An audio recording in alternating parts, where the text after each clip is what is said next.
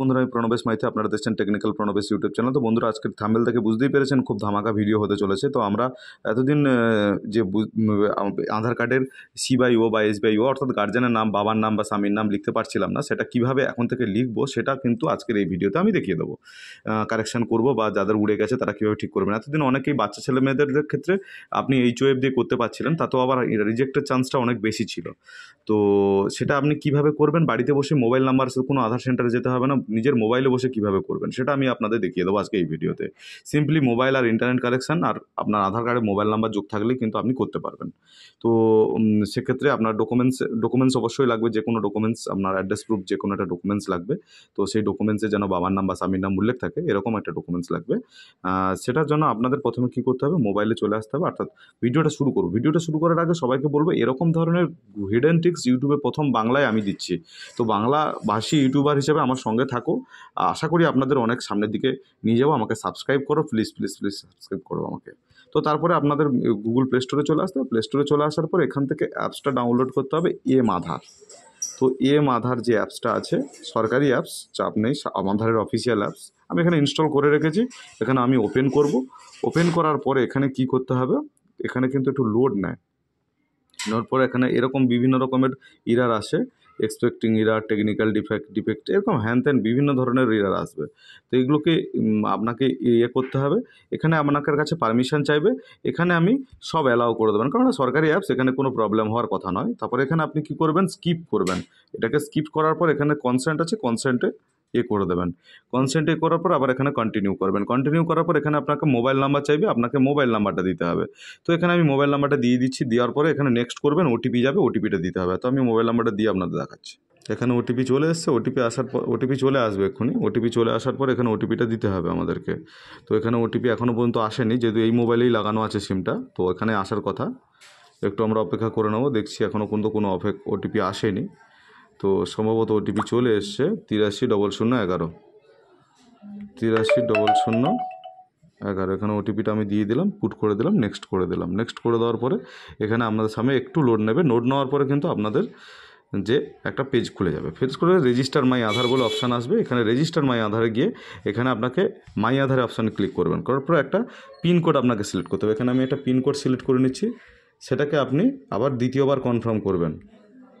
দ্বিতীয়বার কনফার্ম করার পরে আপনার সামনে এরকম একটা ইন্টারফেস আসবে। এরকম ইন্টারফেস আসার সঙ্গে সঙ্গে আপনাকে এখানে আধার নাম্বার, তারপরে এই ক্যাপচাটা এখানে বসিয়ে দিতে। অনেক সময় এখানে ক্যাপচাটা আসবে না, এখানে ট্রাই অ্যাগেন বলে যে লেখাটা থাকবে, এই লেখাটা বারবার ধরে ক্লিক করলে এখানে ক্যাপচা চলে আসবে। তো এখানে আমি আধার নাম্বার দিয়ে দিচ্ছি এবং করার পর ওটিপিটা করে দিচ্ছি। ওটিপিটা রিকোয়েস্ট করবেন, দিলে ওটিপি আসবে।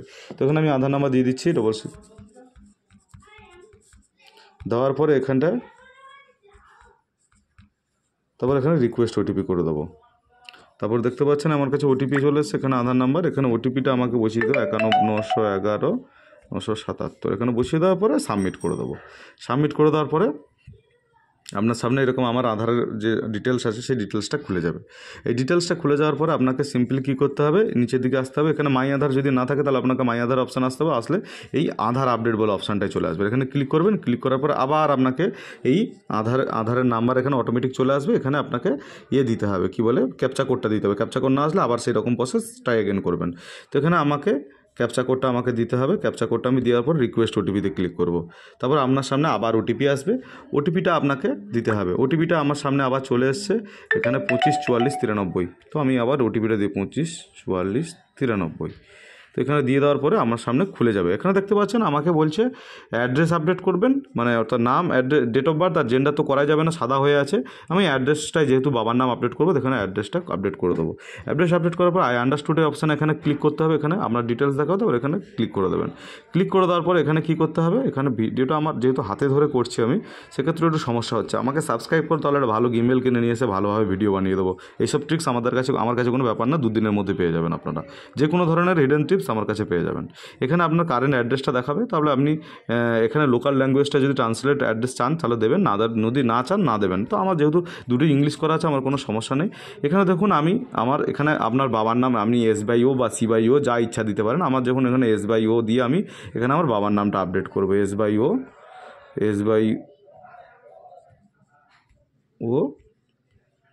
এখানে আমি আমার বাবার নামটা লিখে দেবো। এখানে বাবার নাম লেখা হয়ে গেলে দেখবেন এখানে নেক্সট যেই চাপবেন আপনি কেয়ার অফ থেকে অটোমেটিক চলে যায়। কেয়ার অফ অপশানটাই তুলে দিয়েছে, যেটা আমি মেন দেখাচ্ছিলাম, আপনারা অনেকেই জানেন। এখানে কেয়ার অফ অপশানটা বা সন অফ অপশানটা তুলে দিয়েছে। এখানে আমরা এটা দেখতে পাচ্ছেন, এখানে কিন্তু সেই অপশান আছে। তারপরে আপনারা কী করবেন, এটা অনেকেই ভুল করেন, তবু আমি দেখিয়ে দিচ্ছি একবার। ওখানে কেয়ার অপশান দেওয়ার পর এখানে পিন নাম্বারটা দেবেন।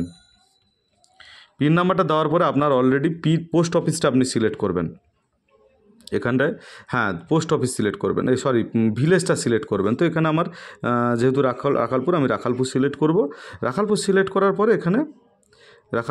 করার পরে এখানে আমার গ্রামটাও অটোমেটিক সিলেক্ট হয়ে গেছে, পোস্ট অফিস অটোমেটিক সিলেক্ট হয়ে গেছে।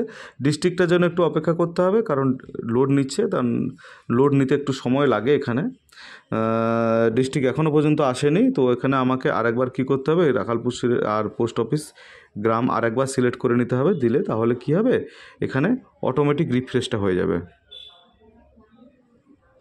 এখানে দেখেছেন অটোমেটিক সব ফিল আপ হয়ে গেল, এখানে কিন্তু অটোমেটিক সব ফিল আপ হয়ে গেছে। এবারে আপনি নেক্সট করে দেবেন। আপনার যদি অ্যাডিশনাল কিছু ল্যান্ডমার্ক লেখা থাকে লিখে নেবেন। লিখে নেওয়ার পরে এখানে দেখছেন অ্যাড্রেসটা আমার চলে এসছে।